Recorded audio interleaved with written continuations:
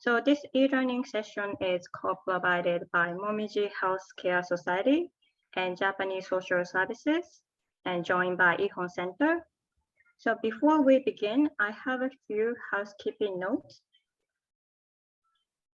So this session is recorded and Q&A time and your face and voice will not be recorded.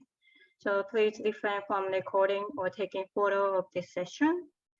And you are muted during the presentation. So please stay muted until the Q&A time comes. And please keep your note for any comments or questions during the presentation. And at the Q&A time, please raise your hand for your comment or question so you can unmute yourself when your name is called. And questions received via chat will be taken at the Q&A time.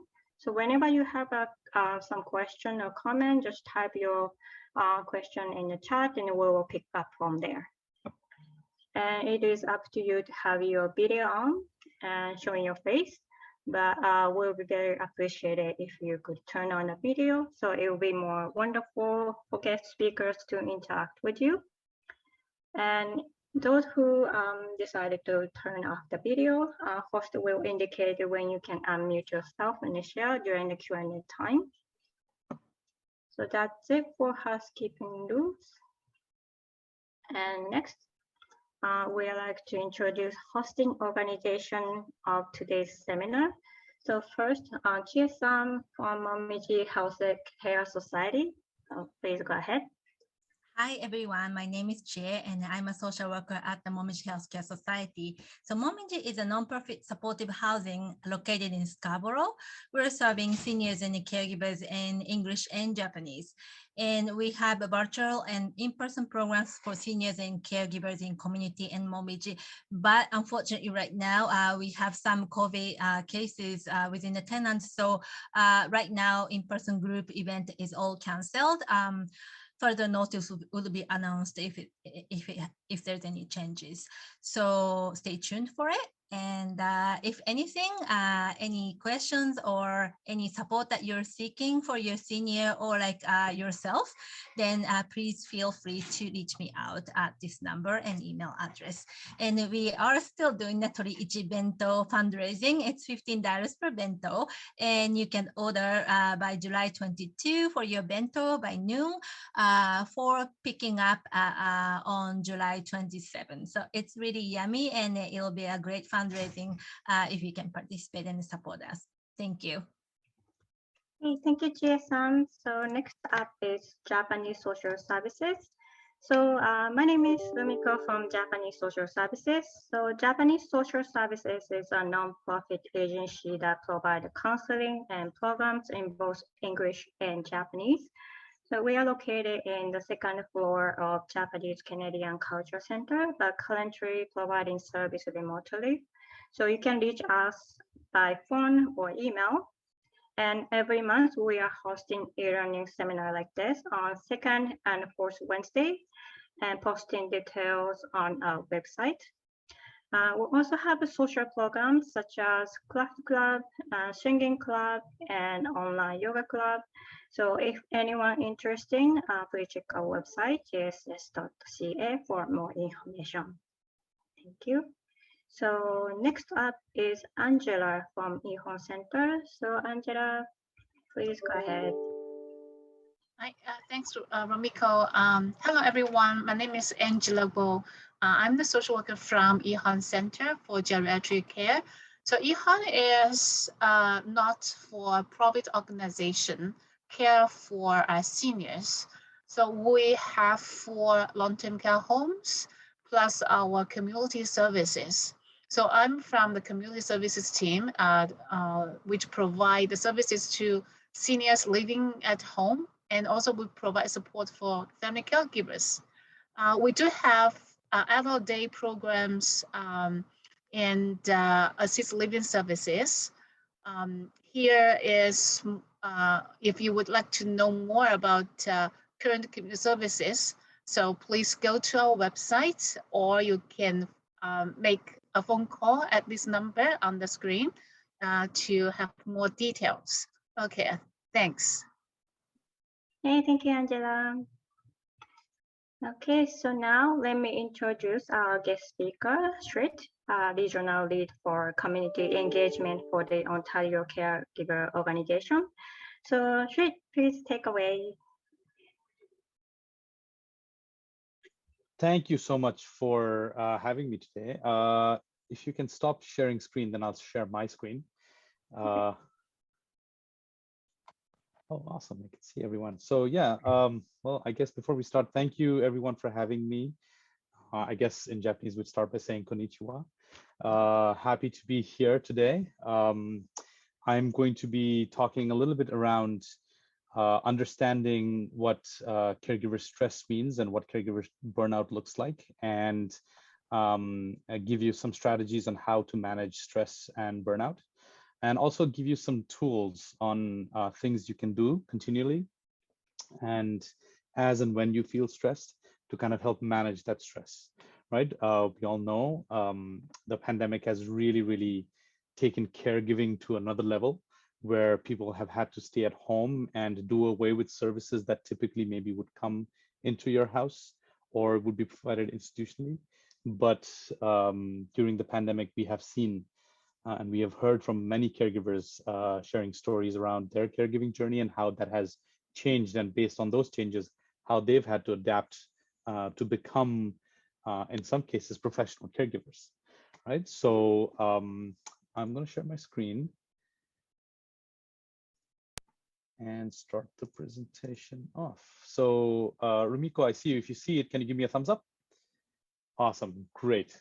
So I'm coming to you from the Ontario Caregiver Organization. My role there is a regional lead. So what that means is I work within a certain region in Ontario. So the region is actually pretty large. It's Toronto, Peel region, York region, Simcoe, Muskoka, all the way up to North Bay. So that's my region, Central Ontario. That's what I cover.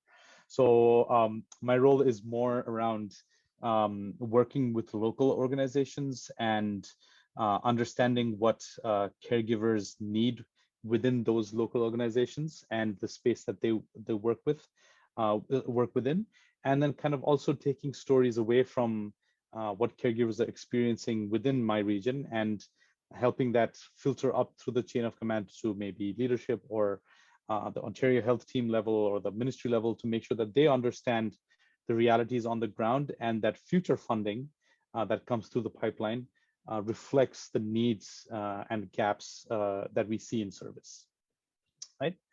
So who are we? So the Ontario Caregiver, and if I'm going too fast, please tell me. I'll be more than happy to slow down.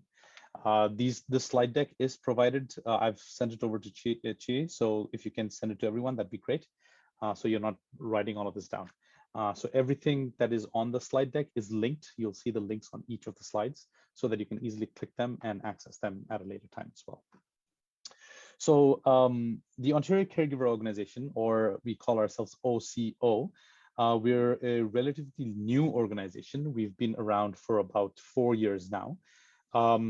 We were born out of this idea that there needed to be an entity, there needed to be an organization that looked at caregiver well-being across the board, across Ontario. So there were a couple of projects that were happening in 2016, 2017 that looked at access to care for isolated caregivers at that time. And also it was kind of concentrated within the senior population, because we were seeing that there are a lot of older adults, and the number of older adults are increasing because people are living longer. And as a result, their significant others, their partners, their wives, or their adult children have now started taking on caregiving responsibilities and really don't know how to manage those responsibilities and how to access care for the person that they're caring for, right? Or we refer to them as the care recipient. So we were established to be that one-stop shop for information so that people can access information through us and find more meaningful supports based on their journey, based on what they're going through individually. So we are an agency that's built around system navigation. And also what we learned during the pandemic is that we needed to have some programming that can help caregivers with their own mental health and resiliency as well. So we have system navigation and mental health and resiliency as part of our core activities at OCO. So who are the caregivers in Ontario? So we define, OCO, we define family caregivers as any family member, friend, neighbor, whoever it may be, who is taking care of another person in an unpaid capacity. Having said that, there are a lot of professional caregivers who also need supports, and we are able to direct professional caregivers to supports based on what's available. But our core target audience is the family caregivers who are taking care of others in an unpaid capacity, or don't have the training or the know-how on taking care of someone in a professional capacity. So we help those individuals. And it could be due to all of those reasons that you see on the screen. It could be due to a palliative situation, due to illness. We are seeing the number of caregivers increase based on them becoming caregivers due to complications as a result of COVID-19, for example. So we see that as well. So those people are thrown into the caregiving role without really having to think about, oh, now I'm a caregiver, but it just kind of happens organically, right? So we're working with them as well. And we work with anyone who identifies a caregiver, regardless of their age, regardless of where they're coming in the province, and regardless of the diagnosis that they're dealing with. So when we're looking at caregivers across the province, we know that there are about 4 million caregivers across Ontario. So these are family caregivers, 4 million family caregivers across Ontario. When we're looking at them from an age demographic, we see that a large percentage of them are between the age of 36 and 65, who also identify as being part of what we call the sandwiched generation. That means that they're sandwiched between taking care of someone who's older while also having responsibilities towards someone who's younger to them as well, right? So we're seeing that as people again get older, we're seeing that the sandwich generation is also slowly increasing. But the rate of increase is actually bigger, is more for older adult caregivers, caregivers above the age of 65. As you can see right now, that says 12%, but that number is slowly increasing because, as I again mentioned, there are a lot of older adults who are taking care of their significant others or friends or whoever that may be continually as time goes by. And then unsurprisingly, a large percentage of caregivers are identify as female. And about 70% of caregivers say that they are employed, and these are for both part-time and full-time employment. But what we've seen during the pandemic, especially during the pandemic, is that all of these caregivers who identify as employed are finding it really challenging in managing their professional lives with their caregiving lives as well. And I'll talk a little bit about that as we go as well. So who is it that folks are caring for? So most caregivers are taking care of one person. However, about 1 in 5 caregivers are taking care of more than one person. So this could be either the sandwich generation caregiver we're talking about, or it could be the secondary caregiver, as in if, for instance, there's a father-mother dynamic, right? The mother might be the primary caregiver to the father, but the daughter is assisting the mother and also making sure that the mother is doing well. So she's the secondary caregiver to the primary caregiver, right? So we are seeing an increase in the secondary caregiver as well. So the dynamic, so caregiving dynamic is never simply 1:1. There's always a lot of people involved around that caregiving dynamic, right? For some people that's not so much a choice, but for others, we see that seems to be holding true. And then when we talk to caregivers, almost 50% say that their top responsibility is providing emotional support to the care recipient, while others say that another top responsibility is providing behavioral support to those who have responsive behaviors, just given the fact that there are a larger percentage of caregivers who are taking care of someone with dementia and the behavioral responses that come from dementia. We know that there are caregivers who are also, sorry, I jump the gun there. We know that there are caregivers who are also taking on medical tasks now, especially during the pandemic, right? So while they're maybe initially involved in administering medications, now they're involved in more complex medical tasks, such as administering injections or changing G-tubes even for some people, right? So the type of responsibility really varies as well. So we really talk about the word perspective when we're talking about caregivers. So each caregiver comes with their own perspective, and each caregiver has their own unique story to tell, right? What we have to understand in terms of that person-centered approach to care is that we cannot understate any particular story. Everybody has their own challenges when it comes to caregiving, and we have to tailor our response based on those challenges. So caregiving during the pandemic has caused tons of challenges, but there are a lot of people, a lot of caregivers who say that there is a sense of fulfillment when it comes to taking care of their significant other. And for a lot of people, that can change over time. We hear from caregivers all the time, it's about control. They don't trust someone else taking care of the person that they're taking care of, so they feel like they're responsible completely to take care of that person. So that perspective changes from fulfillment to control, right? So we have to recognize that that journey is different for every single caregiver, and our response towards that journey is based on that particular caregiver. So how does it impact caregiving, right? So it impacts people's times, right? So there seems to be, especially during the pandemic, less number of hours in the day because there's so many things that they have to do on top of their regular responsibilities.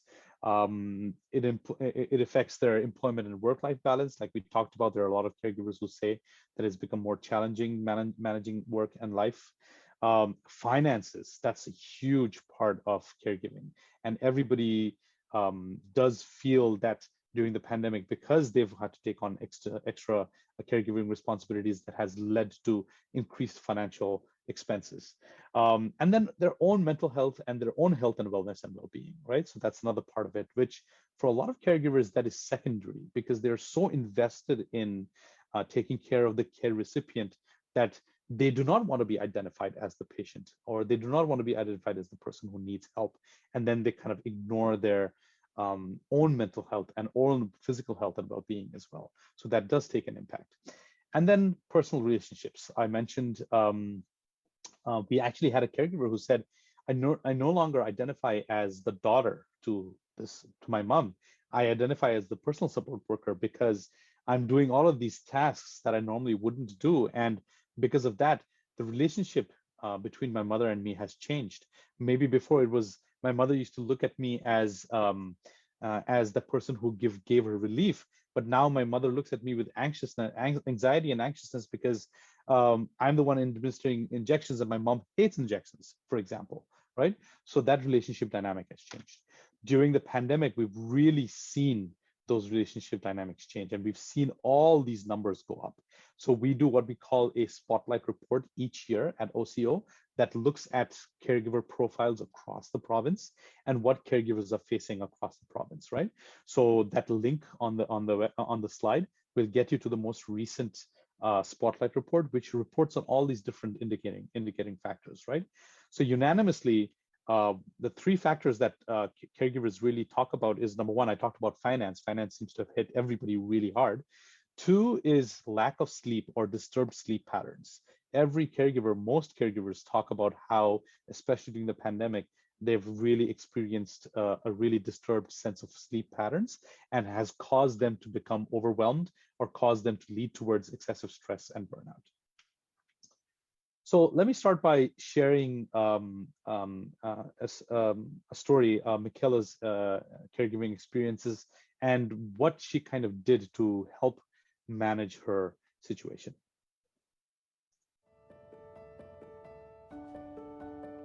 So I became a caregiver in my early mid-teens when my sister experienced an accident and she broke her foot. But she was misdiagnosed for a number of years, and through the repeated trauma, she developed complex regional pain syndrome, which is a rare debilitating nerve disorder. Because she had a rare disease, nobody knew about it and nobody knew what was going on. And it took a lot of trial and error to figure out how to best support her in there. My role within my family was a lot of emotional support. I offered a lot of navigating, so managing her pain, so through preparing her medications and almost crisis control every day. We're lucky now to have found almost a support group of people with the same disease and same symptoms, and finding your network of social support is fundamental in your own well-being as well. Somebody who understands your experience, that has been one of the most defining things in my journey, as well as finding a purpose and spinning negative experiences that you may have as a caregiver and finding a way to create positives out of it. The Ontario Caregiver Organization has been a great help because it's given me a voice. I pushed for supports for young caregivers through the Ontario Caregiver Organization and through the Change Foundation, and has given me a role in supporting the future generations and future caregivers. And that has been a newfound kind of passion of mine, and that is a positive that came out of caregiving that wouldn't have happened otherwise. When you have hope and when you have a sense of purpose and you have love, it's a whole lot easier to manage everything that's going around. So Michaela really spoke to her experience and the things that she did to kind of manage her own caregiving journey and manage her stress and caregiving life in general. So all of our programs and services are caregiver driven.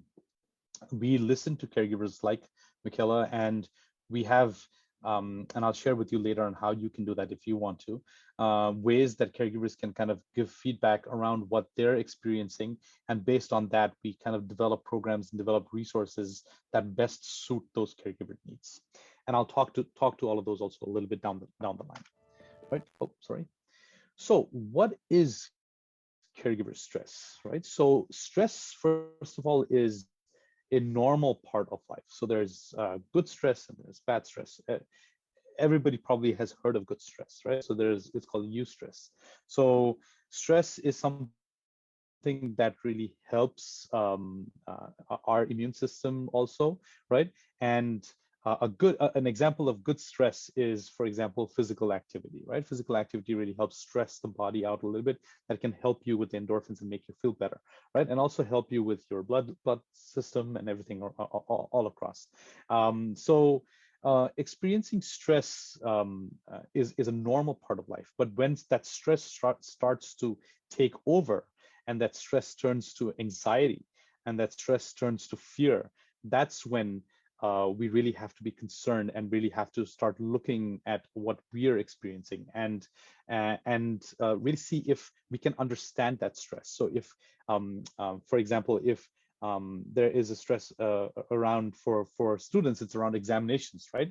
But then we know that those stressors, there is an endpoint. We can see an endpoint to that stressor. For a student, that would be the end of the examination, right? So similarly, when you're having stresses in your daily life, right? When you're having a stress as a caregiver, if you cannot see the endpoint of that stress, if that stress is a continuous stress, if that stress seems to take over your activities on a daily basis, then that is a reason to be worried, right? So when that stress is more long-term, right, then it causes burnout. So there is a medical aspect. When we talk about the medical aspect of stress, what really happens is there is a hormone in your blood system called cortisol, right?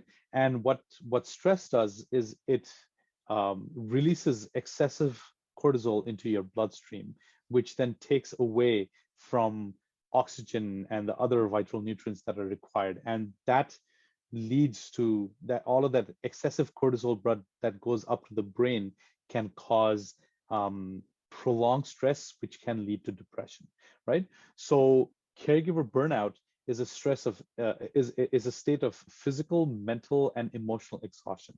When that depression hits, when that extended or prolonged stress and that extended cortisol levels or heightened cortisol levels in your blood get really high, then it leads to caregiver burnout. It leads to a state where the caregiver feels like there is no end to whatever they're experiencing. So in some cases, they might just give up. Like, for example, if someone is a caregiver to another person who is incontinent, for example, and they have to change their incontinence products maybe 3, 4, 5 times a day, but then they are so burnt out by doing that, that now they just say, you know what, he's going to wet the bed again, or she's going to wet the bed again anyways, so why should I change the sheets, right? So that's a classic sign of caregiver burnout, right?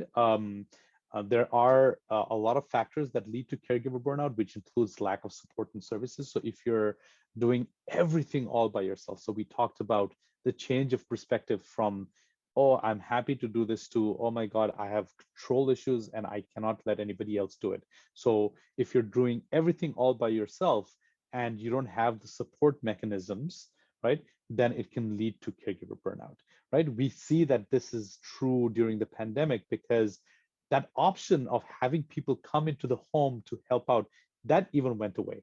So when that went away, a lot of caregivers had to take on that responsibility for themselves, which increased the risk of caregiver burnout. Second is unrealistic expectations. So this goes back to control issues as well, where someone might think nobody can do it right, only I can do it right, or in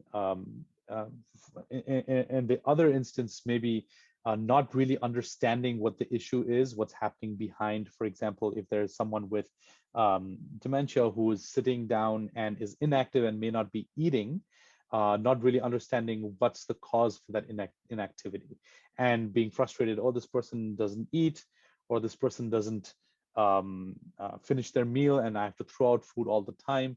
But there might be something else happening because that's, when it comes to a person with dementia, that's one part of their symptoms. That's one of the warning signs, right, for dementia. So having unrealistic expectations out of the care recipient can cause the caregiver also having burnout. Lack of control, or maybe control, which we talked about, and having unreasonable demands from not only the care recipient, but from people coming into the house or from your family members or other people who are trying to help, which can lead to a breakdown in the relationship dynamics, right? Which can lead to a breakdown between two people who might be trying to help with the same thing, but you, because of control issues or lack of control issues, or the not being happy with the way the other person does things, it can really break down that relationship dynamic and cause excessive burnout for the caregiver as well. So what are the signs of burnout? So number one, a feeling of hopelessness. So a sense that no matter what I do, it's not going to help the care recipient. So why do it in the first place?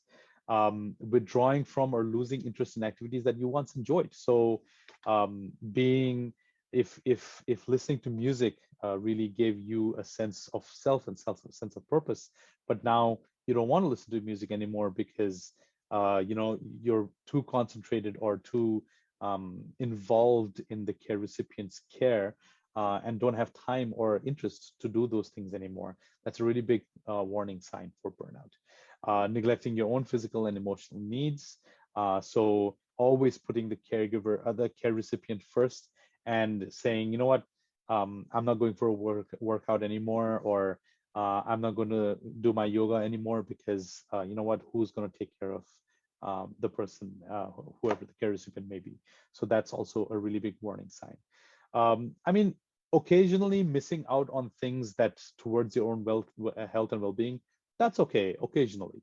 But once you start seeing that it becomes a habit, it becomes habitual, that's when you start worrying about burnout. Feeling like caregiving is controlling your life. So a lot of the activities that you do as part of your daily routine is now more geared towards the care recipient and less towards yourself.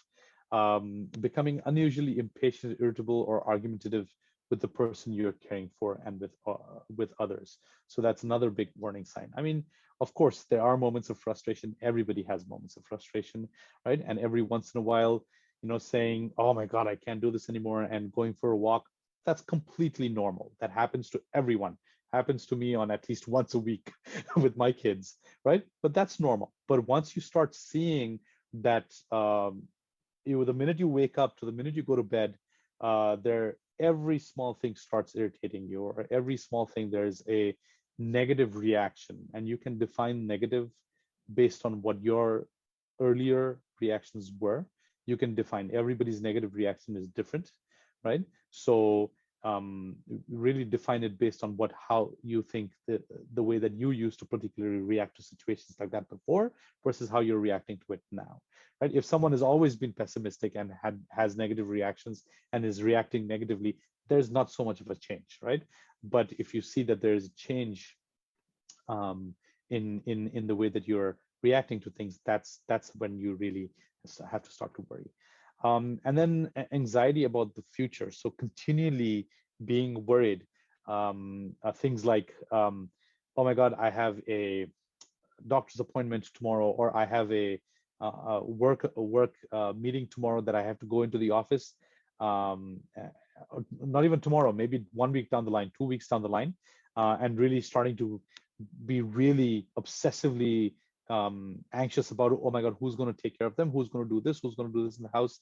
What if he goes, has a problem and falls on the bed? Who's going to do this? So really starting to worry about things that are really out in the future. And that really helps build anxiety. That's also a really big warning sign. Depression or mood swings. We talked a little bit about depression as well. Difficulty coping with everyday things. Things that come to you very, very naturally start becoming like a chore. So in the morning, if for a lot of you, for me at least, the minute I wake up, I have to go, and I actually enjoy going and making my cup of coffee and drinking my cup of coffee, right? But then now, if that becomes a chore, it's like, oh, I have to wake up and make coffee. If that starts becoming really it starts weighing down on the person, that's a big warning sign as well, right? Lowered resistance to illness. So when there is excessive stress and excessive burnout, people start becoming exhausted, and the body's immune system takes a really bad hit.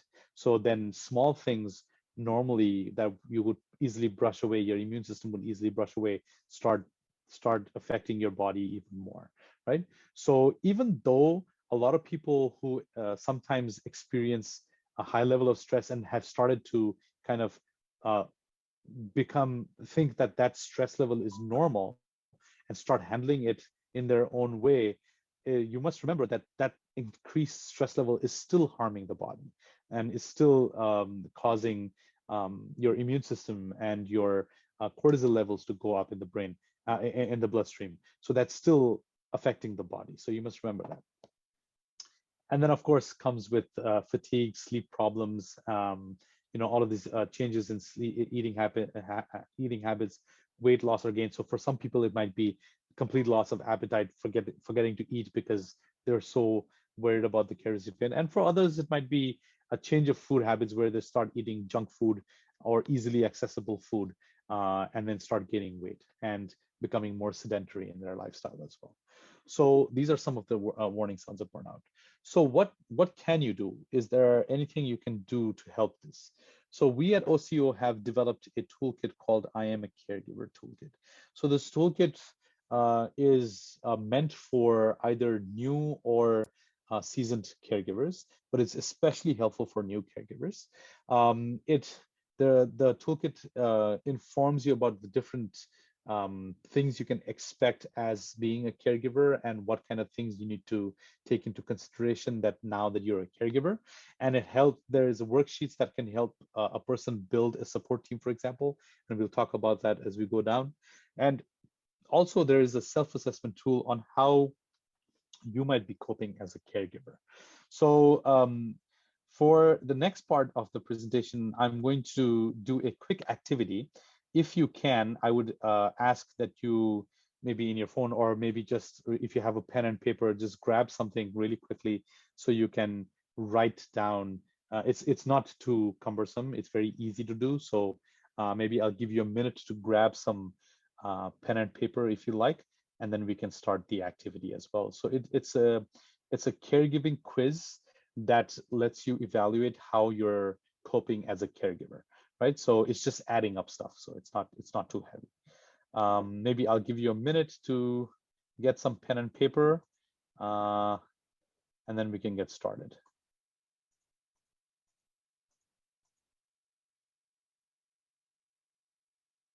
And Rumiko, is my pace okay? Am I going slow enough, too fast? Okay, yeah, okay, perfect. Great. All right, so we're going to do the assessment now, okay? So the first question, based on whether it's never, sometimes, often, or almost always, just give yourself that score. So I find it difficult to balance work, family, and caregiving responsibilities. If you never find it difficult, then just give yourself a 0. If you find it difficult sometimes, then 1, often, twice, and you're always finding you're running between work and caregiving all the time, every day, then you can give yourself a 3. Second, I have conflicts with my friends, family members, or care recipients. So I have conflicts.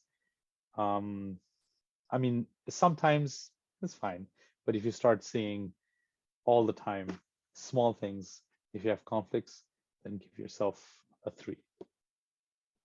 And you're adding these up, okay? So just give yourself 3 plus 3, or 1 plus 1, 1 plus 2, whatever. You're adding these up. Number 3, I worry that I am not doing a good job as a caregiver. If that's something that worries you, how often does it worry you?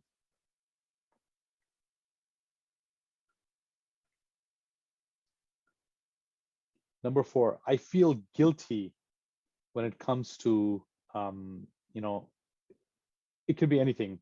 I'm not doing it right, or I'm not paying enough attention, or I feel guilty around the caregiving experience, around caregiving.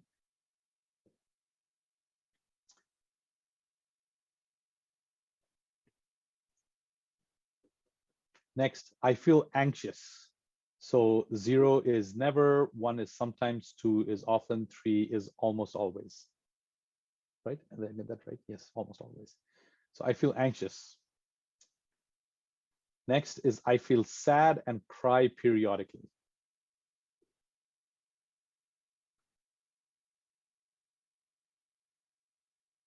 Next is I have problems with sleep. For a lot of caregivers, that's always number 3. A lot of caregivers, that's always number 3. Next, I experience chronic neck or back pain. The word is chronic. Okay, chronic neck or back pain. And the last one is I have tension headaches. I have tension headaches because of stress. Okay, so once you've given yourself, add up that score, whatever it may be, add up whatever the score has come. You don't need to tell anybody what your score is, just for your personal self. Look at where you fall. If you fall between 0 to 10, you're probably managing well. Remember that it's still important to think about ways of preventing stress from building up. If you've got between 11 and 15, you may need to seek out some additional support. Try to identify the things that are causing you stress. You may not be able to change all of them, but there may be areas where you can ask for help and make changes to relieve some of your stress. If you fall between 16 and 19, you may be experiencing caregiver distress, and your responsibilities may already be taking a toll on your physical and emotional well-being. It is important that you talk to your doctor or healthcare professional, a family member, friend, or join a support group to help reduce your levels of distress. And if you've hit 20 or above, you may be experiencing caregiver burnout. To protect your physical and mental health, it is important that you talk to a family doctor or healthcare professional today about your stress.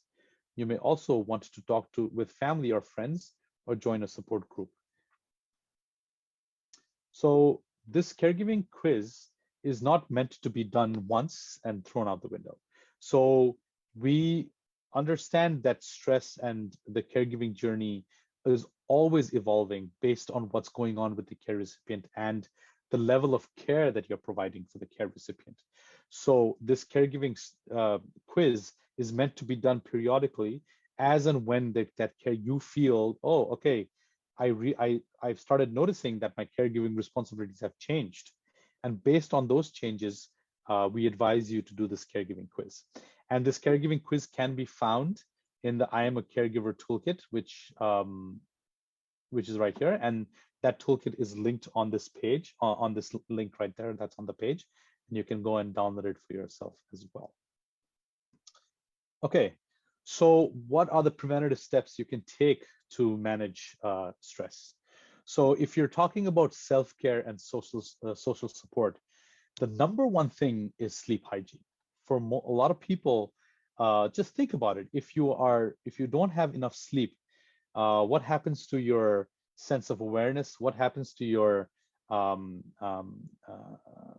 reactions based on the different experiences that you're having on a daily basis, right? So you become very irritable and you lose sight of things, and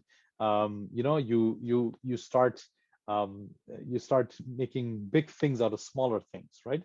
So if you're having a lack of sleep, things like activities like that you can do very easily. For example, if you have a particular dish that you cook without, and then there's that one dish that you cook without even having to think about it, you just kind of do it very easily. But then because lack of sleep, now you start messing up the recipe and becoming frustrated that you've messed up that recipe, right?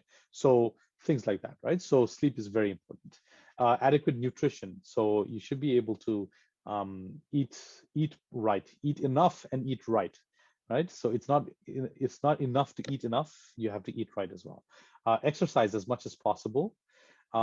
Take restorative breaks. What that means is if at a point when you are doing an activity, you really feel that, oh my God, I'm getting anxious or I'm starting to become stressed, then you know what, take a break from that activity, or say, you know what, I'll come back to that activity later and maybe do something else, right? Something else that calms you down a little bit. Spend some time in nature. I know this is not for everyone. Nature is not for everyone, right? But whatever, when replace nature with whatever makes you happy. So time in, maybe you just like to take a nap, or maybe you like to go for a walk, or maybe you like to listen to music, or maybe you like to spend some time talking on the phone with someone, whatever it is, right? So take some time for that. And breathing practices. So as many breathing activities, and I'm sure Momiji has tons of breathing activities that you can do, exercises that they have. Just talk to Jay, talk to Rumiko, and see if there's any breathing activities or exercises that they might be able to guide you towards, and do that for yourself as well. And then if you're really struggling, or if you're in crisis mode, then there are lots of things that you can do to seek help, right? So you can seek help if you feel all of these different things, right? So and there are ways to help seek help, and the Ontario Caregiver Organization can help you with that as well. And I'll talk about what kind of resources we have that can help you through this process as well.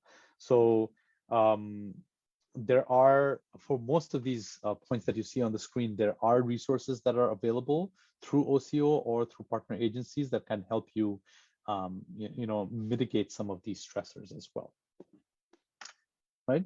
So erasing caregiver burnout is not as easy as it sounds. It's not as easy as the slide, right? It's really having to work on yourself, right? And another way of really working on caregiver stress and mitigating burnout is by delegating some of those caregiving activities and really taking time for yourself, right? And taking breaks along the way. So the toolkit, the I Am a Caregiver toolkit, I mentioned there is a worksheet on helping you build a support team, for example. So this is the worksheet. So this worksheet helps identify different activities based on what you're doing. And then, there may be a situation where someone says, hey, let me know if I can help in any way. But for most of the times, that might be something that you just brush off. But if someone does say that, you can say, hey, you know what? Thank you for offering. I have this worksheet. Let's, sit down and see what you can help me with. And, there might be things that people can, say, hey, you know what? I can take care of your pet. I can take your dog out for a walk. The neighbor can, for example, take your dog out for a walk because they walk their dog anyways. So they might as well help with your dog as well. So small things that really help make a difference. And that's one activity that's out of your long list of to-do things and that someone else can help with. So these are the things that can really help someone, kind of mitigate those caregiver stress. Another activity that I want to do with you, and maybe we can take a minute. I know we have maybe 1 minute just to do this activity, is around thinking of these different aspects of your life and identifying which aspect of your life you are least working on, right? So for a lot of people, they're probably ignoring all 5, but there might be one that you really resonate with and saying, you know what? I've really lost all of my friends because I've paid so much attention in taking care of whoever it may be, that my social circle is almost gone. So maybe I need to start focusing on building a social circle that understands what I'm going through. And that may be joining a support group with other individuals who are going through something similar, right? So really focusing in that one area and saying, okay, I want to work on this for the next 6 months, and then focusing on the next area.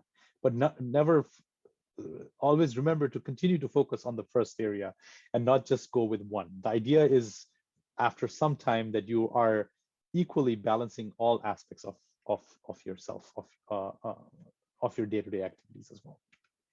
So you can do this in your own time at home and continually as well. So at OCO, we work to provide supports for caregivers based on what they're experiencing. We work with the community to help build an awareness around the value that caregivers bring, and really help caregivers recognize that they are essential when it comes to taking care of the care recipient. So they're an essential partner to care. So they're part of the caregiving circle as well. And then we have opportunities for caregivers to kind of give feedback based on what they're experiencing.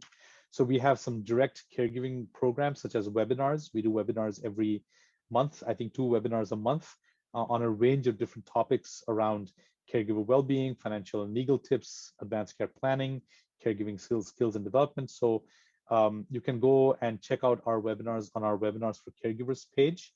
Most of our webinars are recorded.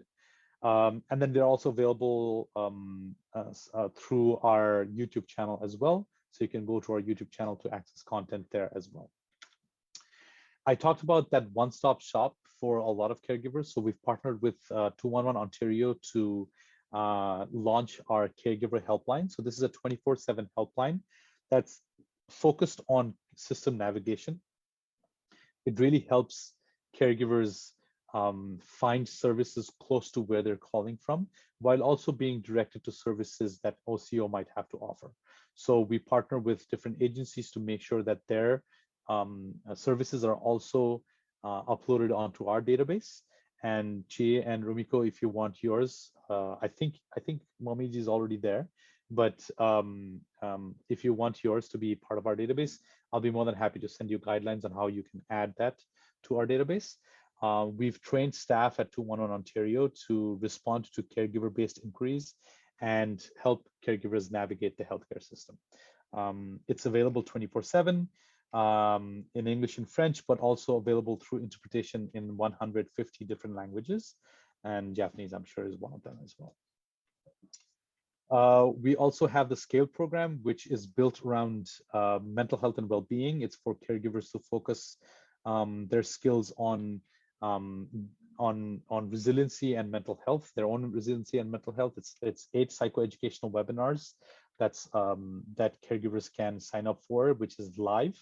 And then once they do sign up for those, then they can access the individual counseling or the group counseling session that happens concurrently after each week. We run this twice a year, once in the spring, once in the fall, live. And if it's not live, then the most recent version of it is recorded and is uploaded onto our YouTube channel, and then you can access it through the YouTube channel as well. What's unique about this program is that caregivers can sign up for all 8 or really focus in on that 1 week that they really want to focus on. They don't have to do all 8 weeks if they don't want to as well. We have new e-learning courses available. So all you really need to do is create a username and password. Everything we have is free of cost. We don't charge anything for any of our services. So you can go and check out our courses, which are available on our e-learning platform as well. The caregivers partnering with health professionals is a course that talks about how caregivers can position themselves with care providers so that care providers, when they're building a care plan, really take into consideration the points that caregivers can provide, right? Because we understand that caregivers know the care recipient in a more wholesome manner and can provide an insight into the care recipient, and that caregivers are essential when it comes to filling out some of those social and medical prescriptions, right? Without the caregiver, those social and medical prescriptions aren't filled out. So how do you start that conversation with the care provider and involve yourself in that care plan, for example? And then we have peer support groups. We have young caregiver support groups for caregivers between the age of 15 and 25 through our youngcaregiversconnect.ca, which is a oh, I didn't include that here. I'm sorry. I'll send that along. The Young Caregiver Connect is a website for young caregivers that is driven by young caregivers themselves. So the content and the forums are all run by young caregivers and is meant to be a safe space for young caregivers to kind of have discussions around what they're going through. Similarly, we have other peer support groups that happen continually throughout the week. And the times are always cycling just based on the peer facilitators availability, as well as timings that are good for the caregiver as well. And then on a personal level, we have the one-to-one peer support program, which connects experienced caregivers who go through peer mentorship training with OCO with other caregivers who are going through things emotionally, who have similar caregiving journeys. Not one journey is the same, but if they're taking care of someone with dementia and want to talk to someone around how they handled certain situations, then the one-to-one peer support program is a great way of doing that. On the face of it, this program is built as a telephone-based program where they connect over the phone. But once the peer mentor and the caregiver are matched, then they kind of build that relationship, then we leave it up to them on how they want to continue if they want to meet on virtual platforms like this, they're more than welcome to do so as well. We also have public facing information, and our podcast is a great example of that. We have 2 seasons out now where we invite caregivers and subject matter experts to have discussions on various topics. This podcast is available through Spotify, Google Podcasts, Apple Podcasts, all of the major providers, and it's free to download. And topics include things like becoming a caregiver, keeping relationships strong, managing money, getting a good night's sleep, navigating the healthcare system, caring for someone with an addictions challenge, cultural differences in caregiving, so a range of different topics. So yeah, feel free to download them and listen to them at your own time as well. And then we have tons of website resources. Our website, OntarioCaregiver.ca, has a lot of resources for caregivers that are disease specific, that is population specific. So for LGBTQ2S populations, for Indigenous populations, BIPOC populations. Our webpage around financial information is one of our most popular web pages, as you can imagine. We have tons of different, we continually build this website and update it just based on what benefits might be out there for caregivers, that is federal as well as provincial as well as municipal as well. Sometimes there are municipal offerings as well that you might be able to access. So go onto the website to see what's available for you and what you might be eligible for. And then most recently, we launched our Caregiver Voices platform. So I mentioned early on that there are ways that caregivers can give back and provide feedback. So the Caregiver Voices platform, once you go on there, you can create a username and password. This is available in English and French only. But you can sign up for email notifications where if, for example, we're developing a resource, we put that resource on the platform and ask caregivers to provide feedback on that resource, for example. Or if there's research opportunities that come up, we make sure that those research opportunities are also on the website. Or if there are government callouts, like recently we had one around we had a focus group around national service standards for long-term care settings. So the federal government was looking at what happened during the pandemic at long-term care settings, right? And they wanted to see what feedbacks caregivers could provide and see what kind of changes they wanted to see in our policy level at long-term care settings. So we did focus groups with caregivers to see what their experience was across the province and provided that back to the government, for example. So there are different opportunities that come up through the Caregiver Voices platform. So feel free to access that platform through that website there, caregivervoices.ca, and create a username and password. And if you enable notifications, then you will get notified on the various opportunities that come up and where caregivers can lend a voice and provide feedback onto their experience, so that all of our programs and services are also directed based on what we hear from caregivers. If you want to participate in our advisory groups or our working groups, we have a mental health working group. We have different working groups. Let me know. I'll be more than happy to connect you with our caregiver engagement lead, and then they will be able to direct you to something that might suit you best as well.